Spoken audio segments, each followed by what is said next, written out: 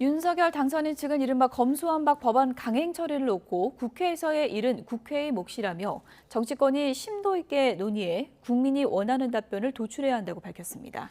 문재인 대통령이 윤 당선인의 집무실 이전 등에 대해서 비판적인 입장을 밝힌 데 대해서는 문 대통령이 남은 임기 동안 국민을 위한 책무에 집중하길 바란다고 말했습니다.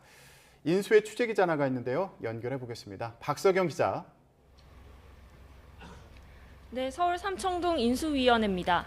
네, 오늘 새벽에 민주당이 국회 법사위에서 검수완박 법안을 단독으로 통과시켰는데 윤 당선인 측의 입장은 어떻습니까? 네, 배현진 대변인은 오늘 아침 정례 브리핑에서 국회 본회의 여부가 아직 결정되지 않았다며 당선인의 구체적인 입장을 밝히지는 않았습니다. 다만 국회에서의 일은 국회가 대응해야 한다고 못 박았는데요. 정치권은 정치권의 일이 있고 당선인은 당선인의 할 말이 있기 때문에 윤 당선인은 계속 상황을 지켜보면서 국민 여론을 경청할 예정이라고 했습니다.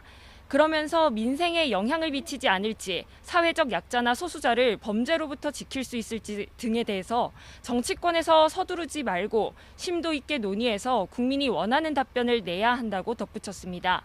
검수완박 법안이 본회의를 통과할 경우 당선인이 문재인 대통령에게 거부권 행사를 요청할지에 대해서는 앞으로의 계획을 말씀드리긴 어렵지만 윤 당선인이 이제껏 가져온 생각에는 변함이 없다고 설명했습니다.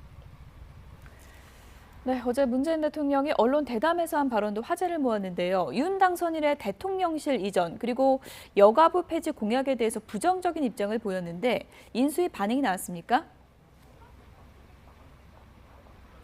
네, 배현진 대변인은 먼저 문 대통령의 임기가 보름도 남지 않았다는 점을 강조했는데요. 그러면서 남은 임기 동안 국민과 또 헌법 가치를 수호하는 모든 일에 관심을 갖고 책무에 집중해 주리라 믿고 부탁드린다고 말했습니다.